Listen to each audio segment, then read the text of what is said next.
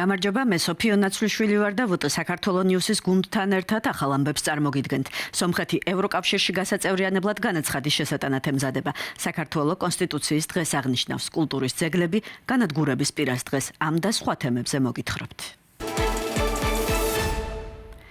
სომხეთი ევროკავშირში გასაწევრიანებლად ოფიციალურ განაცხადს უახლოეს მომავალში შეიტანს. ქვეყნის პრემიერის თქმით, ამ საკითხს რეფერენდუმი მას შემდეგ ჩატარდება, რაც ერევანი ევროკავშირის პასუხს მიიღებს და გაწევრიანების საგზაო რუკა შეთანხმდება.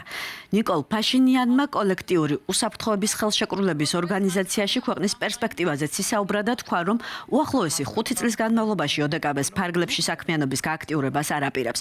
მოსკოვს კი მოუწოდებს სომხეთის რკინიგზის ერთ-ერთი მონაკვეთის საკონცესიო უფლებები მესამე ქვეყანას გადასცეს, რადგან რუსეთის მონაწილეობა ერევანს საერთაშორისო სარკინიგზო ქსელებში ინტეგრაციას უზღუდავს. ეს მორიგი მკაცრი განცხადება იყო კრემლის მისამართით. ტრადიციული მოკავშირე ნელ-ნელა რუსეთს შორდება და ამ ფონზე უფრო და უფრო ძლიერდება მისი პროდასავლური კურსი. რეფერენდუმის ჩასატარებლად სომხეთმა ევროკავშირში გაწევრიანების ოფიციალური განაცხადი უნდა შეიტანოს. ეს პროცესია, რომელიც დიდ სამუშაოს მოითხოვს. უახლოეს მომავალში ჩვენ ამ პროცესს დავიწყებთ. შემიძლია მკაფიოდ ვთქვა, რომ კოლექტიური უსაფრთხოების ხელშეკრულების ორგანიზაციაში ჩვენი საქმიანობის გააქტიურებას არ ვგეგმავთ. ასევე ვიცით, რომ ამ ორგანიზაციაში სომხეთის ორგანიზაციიდან გარიცხვის საკითხზე მსჯელობენ.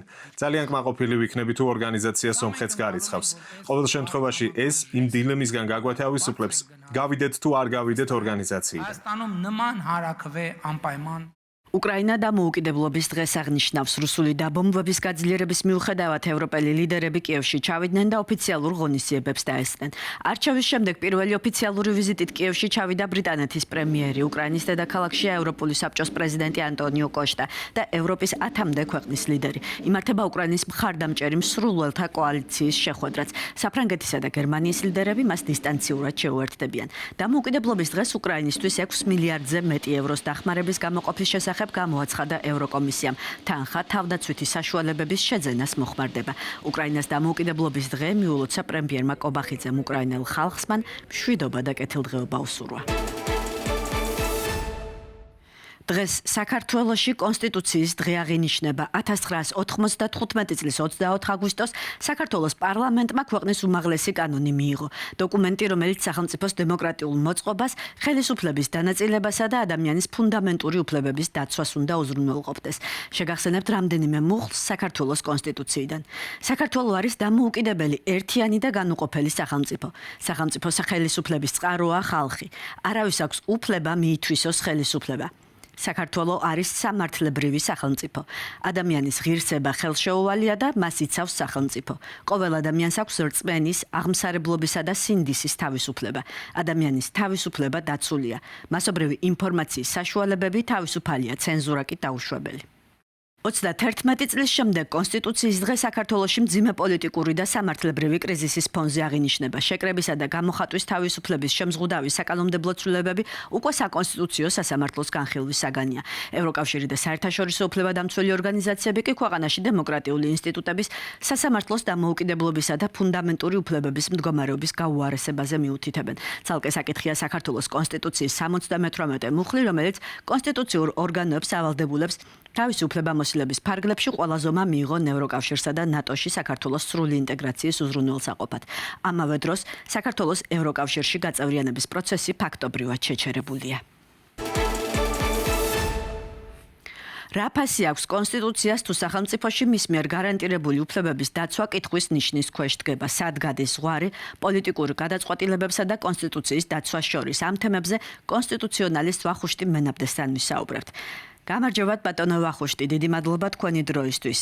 რა ხდება მაშინ თუ თავად სახელმწიფო ინსტიტუტები, რომლებიც კონსტიტუციის დაცვას უნდა უზრუნველყოფდნენ, ვეღარ ასრულებენ შემაკავებლისა და გამაწონასწორებლის ფუნქციას? აქვს დღეს საქართველოს კონსტიტუციურ სისტემას შიდა სამართლებრივი მექანიზმი ამ მდგომარეობიდან გამოსასვლელად? საუბედუროთ დღესდღეობით საქართველოში არის არაკონსტიტუციური მმართველობა, ძალაუფლება მითვისებულია ოლიგარქის და მის მიერ ხარდაჭერილი პარტიის მიერ. ამიტომ აქ ჩვენ როცა ვაპარაკობთ საქართველოს კონსტიტუციაზე, უნდა ვესმოდეს, რომ ეს არის ძალიან პირობითი საუბარი, იმიტომ რომ სინამდვილეში ყველაფერი რაც ხდება შეესაბამება არა კონსტიტუციურ წესრიგს, არამედ ავტორიტარული რეჟიმის გადაწყვეტილებებს. სამწუხაროდ საქართველოს კონსტიტუციის დღეს ხვდებით ჩვენ უკვე ისეთ პირობებში, სადაც არ შეგვიძლია ველაპარაკოთ კონსტიტუციაზე როგორც მოქმედ და სოციალურ მექანიზმს. ბატონო ახუშტი, ბოლო პერიოდში კანონმდებლობა მნიშვნელოვნად გამკაცრდა პროტესტის, სამოქალაქო ორგანიზაციების და დამოუკიდებელი მედიის მიმართ. სად გადის ზღვარი სახელმწიფოს უფლებას შორის დაარეგულიროს ეს სფეროები და კონსტიტუციით დაცული ფუნდამენტური უფლებების ფაქტობრივ შეზღუდვას შორის? ზღვარი გამოხატვის თავისუფლებას და სახელმწიფოს მოქმედების შესაძლებლობას შორის საქართველოს კონსტიტუციით არის ხაზგასმული. ეს არის ლეგიტიმური საჯარო მიზანი, ეს არის ის აუცილებელი მოქმედებები, რაც ამ მიზნის მისაღწევად შეიძლება სახელმწიფომ გააკეთოს, ის რომ ეს მიზანი მიღწევადი უნდა იყოს და რაც ყველაზე მთავარია, ის სიკეთე, რომელიც მიღწევად სახელმწიფოს აქვს დასახული, უნდა აღემატებოდეს იმ ზიანს, რომელსაც ადამიანის უფლებები კონკრეტულ შემთხვევაში იღებს. მაგრამ ეს ყველაფერი ნორმალურ შემთხვევაში. ის რაც ბოლო წლების განმავლობაში, განსაკუთრებით ბოლო 2 წლის განმავლობაში ქართულმა ოცნებამ გააკეთა პარლამენტის ხელით, ეს ამას არავითარი კავშირი არ აქვს არც კონსტიტუციასთან, არც ადამიანის უფლებებთან. ეს არის რეპრესიული მექანიზმები, რომელსაც ის მიმართავს იმისთვის, რომ ჩაახშოს განსხვავებული აზრი. როცა კი ამის სურვილი აქვს და ამის აუცილებლობას ხედავს. ის რომ აქ-აიქ შემორჩენილია თავისუფალი სიტყვა ამ ქვეყანაში, ეს იმიტომ კი არ არის, რომ კონსტიტუციას ანგარიშუწევს ქართული ოცნება, არამედ იმიტომ, რომ ისინი რაც საკუთარი ძალაუფლების რაციონალობიდან გამომდინარე არ თვლიან საჭიროდ, არ თვლიან საფრთხედ იმ თავისუფლებას, რაც დღეს ჯერ კიდევ არის შემორჩენილი მინიმალურად, თუმცა მაინც ამ ქვეყანაში. აი, ჩვენ ხედავთ, რომ საკონსტიტუციო სასამართლოში შეტანილია სარჩელი 3 ძირითადი ოპოზიციური პოლიტიკური ძალის აკრძალვის მოთხოვნით. პარალელურად კანონმდებლობამ შესაძლებელი გახადა აკრძალულ პარტიასთან დაკავშირებული პირების პოლიტიკური საქმიანობის დამატებით შეზღუდვაც. თუ პოლიტიკური კონკურენცია სამართლებრივი მექანიზმებით პრაქტიკულად ქრება, რამდენად თავსებადია ასეთი სისტემა კონსტიტუციით გათვალისწინებულ პოლიტიკურ პლურალიზმთან და დემოკრატიული სახელმწიფოს პრინციპთან ზოგადად. საკონსტიტუციო სასამართლო დღეს სრულად ექვემდებარება ქართული ოცნების ნებასურვილს, იქ არსებული თითოეულა ხმა, რომ თავისუფალი ხმა, რომელიც ისმის გავლენას ვერ ახდენს სასამართლოს საბოლოო გადაწყვეტილებებზე და ის უმცირესობაში არის მუდმივად. სასამართლოს მიმდინარე ეს პროცესი აემსახურება ქართული ოცნების პირველ რიგში პროპაგანდისტულ ინტერესებს და ასევე სავარაუდოდ თუ მას დასჭირდა ეს არის ბერკეტი პოლიტიკური ოპოზიციის წინააღმდეგ, რომლის გამოყენებასაც ჯერჯერობით როგორც ხედავთ ქართული ოცნება აჩქარობს, თუმცა მას იყენებს პოლიტიკური მიზნებისთვის და როცა კი საჭიროდ ჩათვლის ხადია, მას ვერაფერი ვერ შეუშლის ინსტიტუციურად, იმიტომ რომ ყველა ეს ინსტიტუტი რომელიც შეიძლება ამაშას ხელი შეუშალოს, მიტაცებული აქვს და მიაღწიოს საკუთარი მიზნები. ვის შეუძლია დაიცვას კონსტიტუცია ახლა, როდესაც ვითარება ასეთი მყიფე არის? მოქალაქეები დღეს ერთადერთი, ვინც საქართველოს კონსტიტუცია შეიძლება დაიცვას, ეს არის ქართველი ხალხი, ეს ვართ ჩვენ, რომ ყველაფერი გავაკეთოთ იმისთვის, რომ ის იდეალები, რაც საქართველოს კონსტიტუციით არის ხანდაჭერილი, გადავარჩინოთ ამ ქვეყანაში და ის პრობლემები და ის სავალალო მდგომარეობა, რაც დღეს დემოკრატიას და ადამიანის უფლებებს აქვს ქვეყანაში, გამოვასწოროთ, ეს სიტუაცია შევცვალოთ, ძალაუფლება კვლავ დაუბრუნდეს ხალხს და საბოლოოდ ავაშენოთ ქვეყანა, როგორც გვინდა და როგორც აქამდე არ ვსაქმე. ძალიან დიდი მადლობა შეგახსენებთ ჩვენს კითხვებს ვახუშტი მენაბდე პასუხობდა. მითების დეტექტორმა 2026 წელს ხელისუფლებასთან ასოცირებული 434 არაავთენტური პროფილი გამოავლინა, რომელთა ფოტოებიც ხელოვნური ინტელექტით იყო გენერირებული. ორგანიზაციის კვლევის თანახმად ანგარიშები კოორდინებულად ავრცელებდნენ სახელმწიფო გზავნილებს და საზოგადოებრივი მხარდაჭერის იმიტაციას ქმნიდნენ. ყალბი პროფილები განსაკუთრებით აქტიურდებოდნენ შიდა პოლიტიკურ თემებზე, ასევე რუსეთ-საქართველოს ურთიერთობებთან დაკავშირებული ნარატივების გავრცელებისას. მხოლოდ აგვისტოში 230 ასეთი ანგარიში Deep State-ისა და რუსოფობიის შესახებ ირაკლი კობახიძის განცხადებების მხარდასაჭერად გააქტიურდა.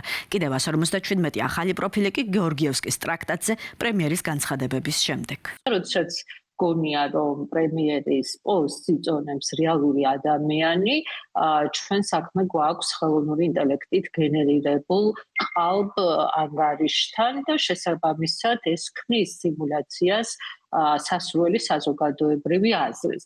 თუმცა ეს რაოდენობა გაცილებით მეტი შეიძლება იყოს, წინა წლებში ჩვენ გაცილებით მეტი ყალბი ანგარიში გამოგვივლენია, ნიშანდობლივია რომ იცვლება მოქმედების ტაქტიკა. ჩვენ საუბრობთ ერთ სეგმენტზე, რომელთა ამოცანა მხოლოდ მოიწონონ ამ შემთხვევაში, თუმცა არის, როგორც ადრე აღნიშნეთ, მეორე ტიპის ყალბი ანგარიშები, ვინც აყალიბებს გარკვეულ საზოგადოებრივ აზრს, რომელსაც ციტირებენ შემდეგ სახელმწიფო მედიები და ამგვარად კოორდინაციის ელემენტი კლასიკური CIB-დან გადის Facebook-ის პლატფორმის მიღმა, რათა თავი არიდონ იმ შეზღუდვებს, რომელსაც მეტა არაავთენტური ანგარიშების კოორდინირებული მოქმედების შემთხვევაში აწესებს.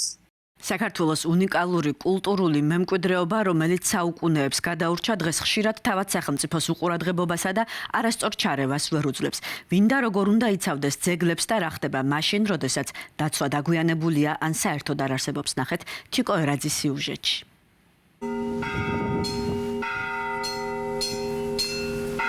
გელათი, უშგულის ლამარია, ნიკორწმინდა, ქოროღოს კოშკი, სოხასტერი, ყინწვისი, ზღუდერი.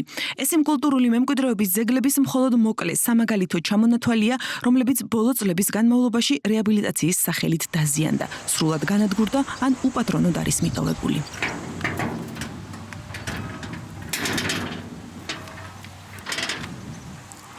ზღუდერში ახლა ეკლესიის კარი ჩაკეტილია. აქ მე-6 საუკუნის ძეგლი დაანგრიეს და მის საძირკველზე ბლოკის კედლები ამოაშენეს. კულტურული მემკვიდრეობის ძეგლის დანგრევის შესახებ კულტურული მემკვიდრეობის სააგენტომ 1 წლის წინ უკვე იცოდა, თუმცა ამ ფაქტს არანაირი რეაგირება არ მოჰყოლია. ძეგლის გადარჩენა ვერ მოხერხდა, რაც დანაშაულია. ნანგრევები, რომელიც მე-6 საუკუნით თარიღდება, ახლა გვერდით არის მიღრილი. ადგილზე ჩასულებს სასულიერო პირები გვიყვებიან, რომ მშენებლობის პროცესი ამ ეტაპზე შეჩერებულია. ამის გამო კულტურული მემკვიდრეობის სააგენტოზე ბრაზობენ, რომელმაც ძეგლის განადგურების პროცესი ვერა, მაგრამ მის საძირკველზე ახალი შენობის აშენების პროცესი მხოლოდ 1 წლის შემდეგ საზოგადოების მღელვარების შედეგად შეაჩერებინა. აი ძეგლთა დაცვა, ხო, ძეგლთა დაცვა.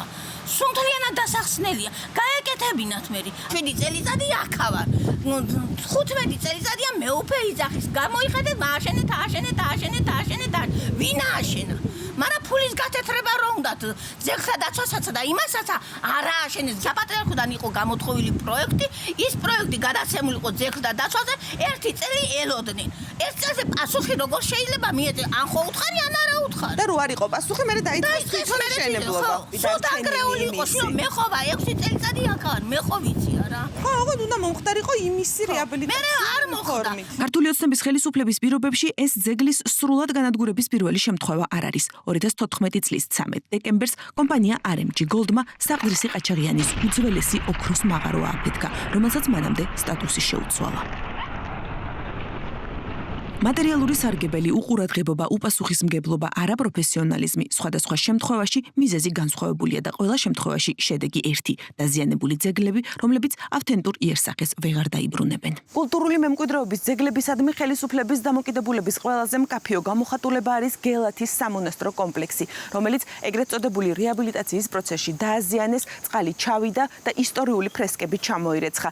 6 წელია გელათი ამ მდგომარეობაში არის და ჯერჯერობით მისი მომავალი გაურკვეველი და ბუნდოვანია. პირველი 3 წელი ეს იყო მიჩქმალვის ცდელობა ყოველდღიური, რომ აქედან არ მიეღოთ გარკვეული პოლიტიკური ზიანი, თუმცა ეს ასე ვერ მოხდებოდა, ხო, დიდხანს ეს ჭირი თავს ვერ დამალავდა. მე შემდეგი 3 წელი უკვე 2023 წლის აპრილიდან დღემდე როდესაც საპატრიარქო ფლობს აქ პროცესს, გვაქვს წინა 3 წლის გამეორება ბევრ ნაწილში, მათ შორის ექსპერიმენტების ნაწილში და გვაქვს ბუნდოვანება მომავალთან დაკავშირებით, თუ რა ვადები არის საჭირო იმისთვის, რომ ჩვენ კონკრეტულ შედეგებამდე გავიდეთ. ის გადახურვა, რომელსაც ახლა თქვენ ხედავთ, ძირითადად ტაძრის შემთხვევაში და რომელიც არ არის მიუხედავად იკომოსის მოთხოვნისა წმინდა გიორგის ეკლესიაში, არ არის იმ სტანდარტის, რომელიც დააზღვევდა გარკვეულ სითბურ პროცესებს უშუალოდ ძეგლზე.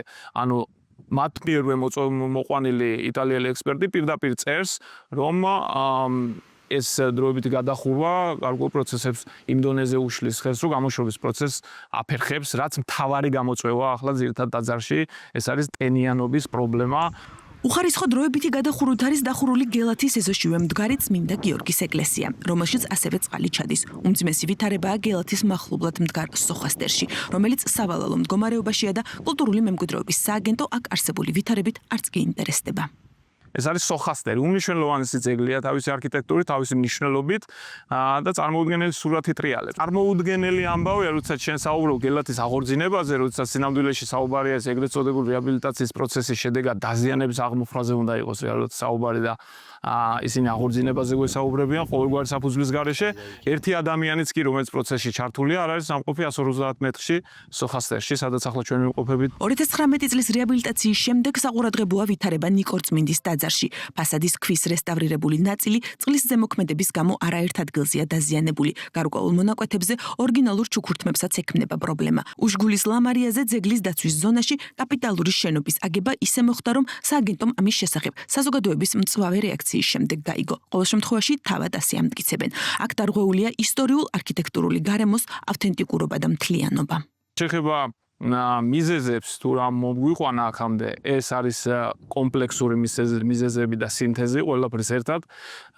ეს არის არაპროფესიონალიზმი, გაურკვევლობა, გაუგებრობა ქართული იდენტობისა, მთლიანად გაუაზრებლობა იმ მემკვიდრეობისა, რაც ჩვენ დაგვხდა, ანუ იმ უძვირფასესი ნაწილისა ამ ქვეყნის იდენტობის, რომელიც ამ ხელისუფლებას პირდაპირ შეიძლება ითქვას, რომ არ აღელვებს, არ აინტერესებს და არ გრძნობს, არ არის ახლოს ამასთან.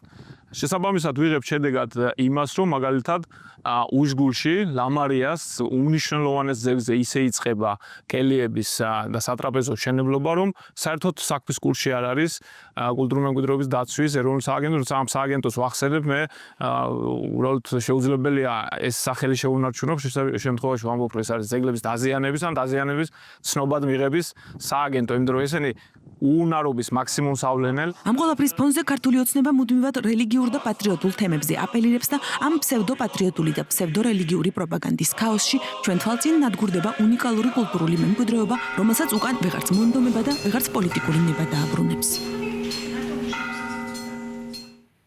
დღეისთვის სულ ეს იყო, გამოიწერეთ ჩვენი სოციალური მედიის არხები, როგორც Facebook-ზე, ასევე YouTube-ზე ვეტე საქართველო News-ი.